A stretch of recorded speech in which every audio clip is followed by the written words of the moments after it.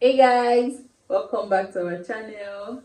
Thank you for coming back. If you're new here, thank you for joining our channel. This is the Fab Family YouTube channel. My name is Abigail, and with me is Femi.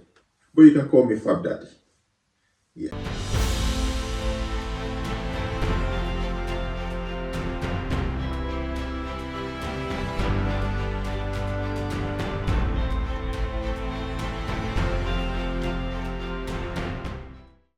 Thank you for joining us today. Due to the number of questions, and inquiries we have been having, messages, mails, and all of that, we are making this video. We have questions like, okay, I'm through with this stage, what do I do next? I'm coming in next week, what do I do once I land? Once I get this sorted, what do I do next? So I know that we have pointed out some of these things in some of our, previous videos, but we're trying to compile it as a list, all in one video, so that you can follow through step by step. For us, it comes in descending order. no in the order of importance. No, all of them are important, but one after the other, so to say. Yeah. So we are sharing it as it pertains to us. It might not be exactly the same for you, but we think that if you follow through one after the other, you will be fine. So this is settling in the UK made easy, like made very easy. So we are trying to give you a soft landing. Yes. So we are giving you information on everything you need to settle down easily. No struggle. Yeah. No, I'm depressed. I want to Even go if back. you struggle, maybe small struggle. You definitely struggle, but it's just we are. You not struggle, definitely. You will. No, I mean. You might, find some things difficult, settling in, blending in, first experience and all of that. But if you follow through with this, then it should get better for you. That's my point. We're making it better. You get better. Mommy, okay. So, getting right on it, the first will be immediately you get your visa, edit your CV. And when I say edit your CV, I'm not talking about the old CV. To construct your CV properly. Edit your CV, edit the address, and okay, you might not have a UK number yet, but edit the address. Remove anything that has to do with your home country. Yeah. If you are coming to the UK, if you are going to Canada, change it to Canada. If you are coming to the UK, change to Manchester, United Kingdom, and start applying for jobs. The reason why we say this is because you stand a better chance since you are sure you have your visa, so you are sure you are coming into the UK, or you are sure you are traveling abroad. You are sure of where you are going to. Say, for instance, you are coming to Manchester in the United Kingdom. Just put in Manchester, United Kingdom, and start applying for jobs. So when employers see your CV and they see the address, they know that this person is in Manchester. They necessarily don't have to know that you are, about to fly, you are coming, but they know. So at the point you land, you might already have jobs lining up for you. You might already have interviews lining up for you. Instead of getting in, then start applying for jobs, then it takes about a week or two before you start getting offers. You can start from your home country. You have your visa, edit, you are going to Canada, Ontario, Canada, then start applying for jobs. So when they see that, they don't know that you are just coming in from your home country, they feel that you are already here with them. You are already there with them, I think you get it. So you start, it gives you like an early advantage. I think that's just the point, the early advantage. Then up next is another important step you need to take. Very important. We cannot overemphasize this one. It is accommodation. Because this has given a lot of people a slow start in the UK. Yeah. And it has been frustrating for a lot of people. Yeah. Thing is, accommodation in the UK now is something else. So you need to get ahead of the system. Exactly.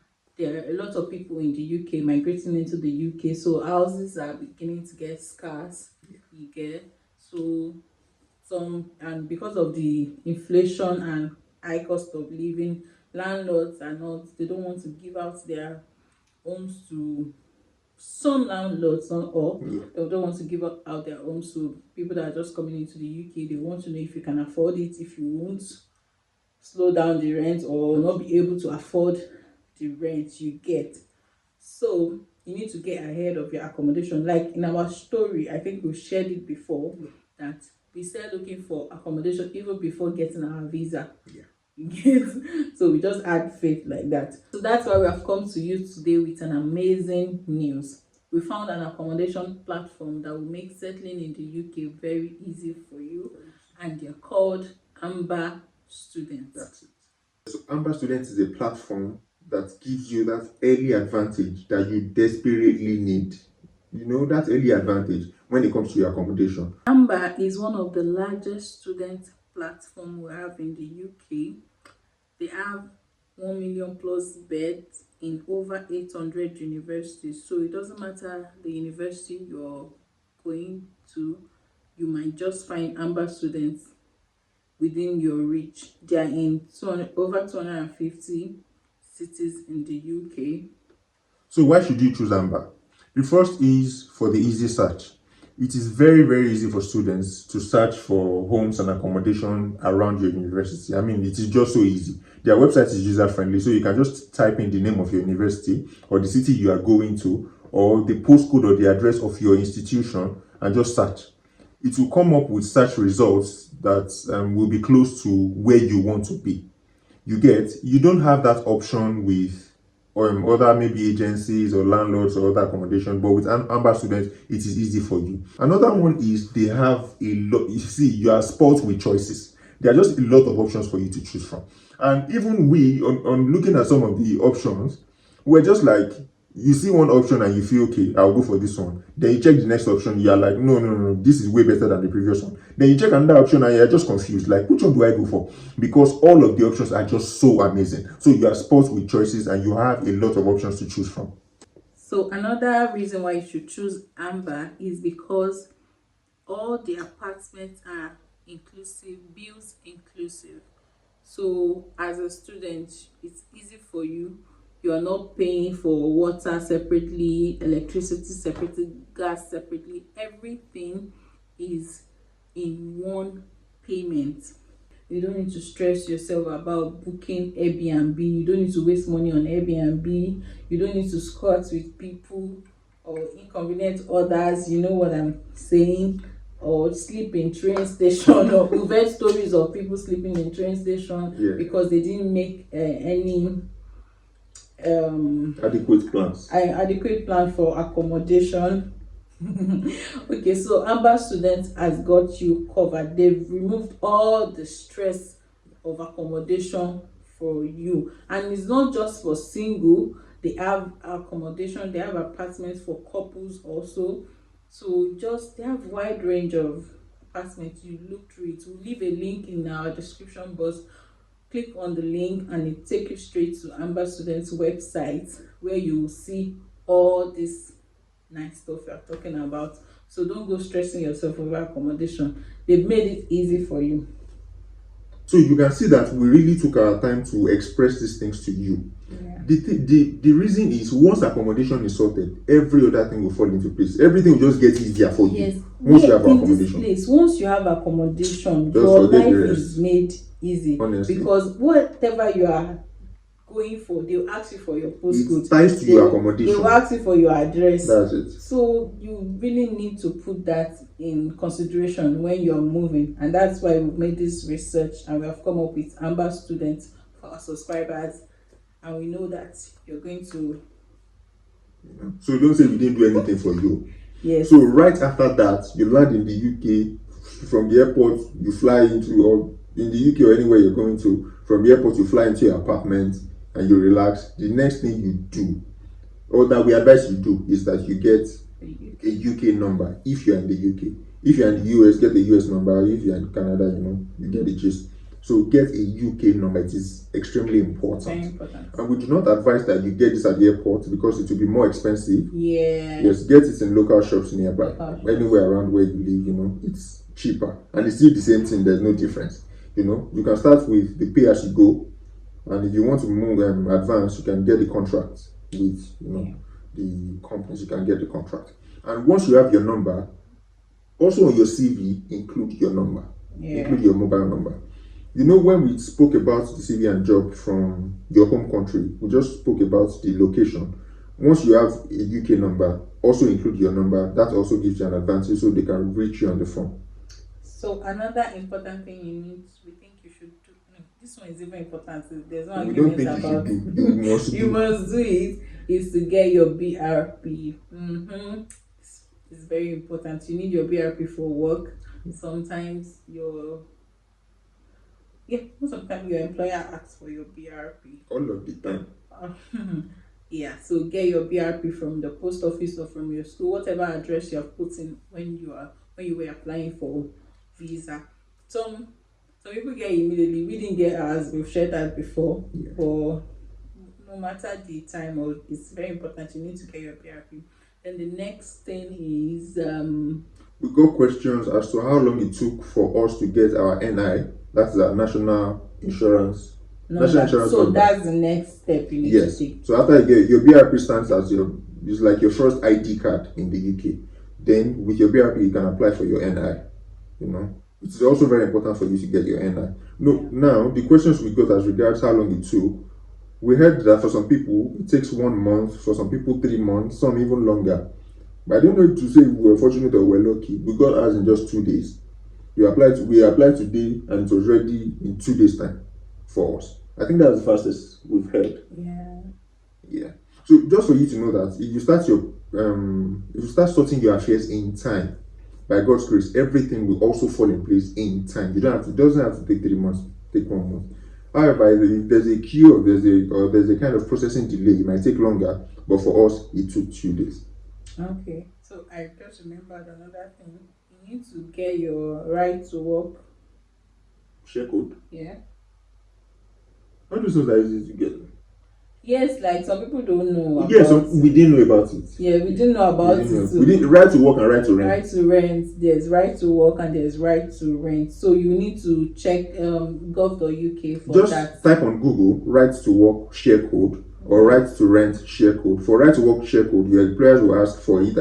I think if your NI is not ready, that's when they. I'm not sure, but I think if your NI is not ready, they ask for your share code, right to work, and if you want to rent, they ask for your right to rent share code. So the next thing we advise for you to do is to open a UK bank account. Now, some people open it immediately they land, and some people open it immediately they have their BRP. There's really no time frame for you to open your bank account. But we advise that you get your accommodation sorted, you have your BRP sorted, most importantly those two, then you open a UK bank account. Because for most UK banks, they ask for your address and they ask for your means of identification. Some people can give you the option of your passport, but some will want your BRP. That's why we advise that you have your accommodation sorted and you have your BRP sorted, then you open a UK bank account. There are options you can choose from. I was going to say that there are some banks that you don't even need all this. Yeah, there are some banks you don't really need a lot of information. Most of them are online banks. We have Monzo, we have Revolut, I think Sterling. But we are familiar with Monzo and Revolut, and we'll drop links, for you to register in the description box. Then we have other, what do we call them? Traditional banks, like Lloyd's, like HSBC. Yeah. Like what again? TSB, I think TSB. NatWest. We have, a variety of them. So you can just look around where you stay. Anyone that's really close to you, it will be easy for you to access. You can just open a bank with any of them, and their requirements are different. So open a UK bank account so that you can start making some money. So right up next, is your GP. You need to register in a GP. Very important. GP is general general practice. Come on. So that's like your hospital, my friend Blue. Alright. We are feeling you. So that's like your hospital, your clinic. Okay, so you need to register, especially if you are with children. Please and please don't take this with levity. Register all your members of your family with a GP. It's quite easy. You can search on Google GP near me, or wherever that's why, and that reason why accommodation is very important, because You cannot just take any GP anywhere. It needs to be very Very close close to to the you. closest to you, Yes. to your house.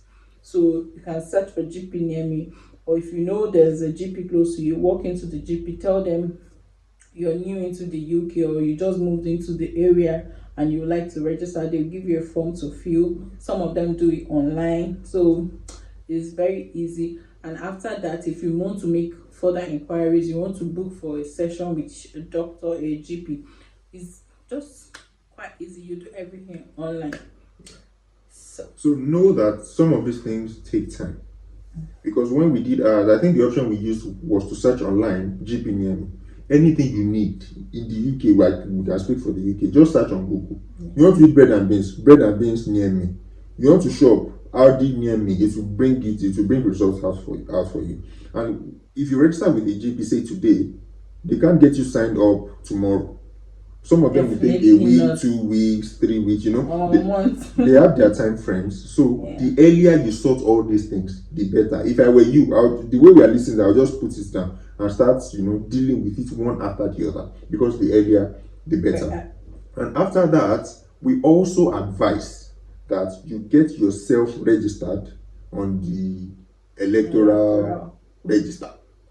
Get yourself on the electoral register. And one of the very important reasons that we have discovered is it helps to give you an identity.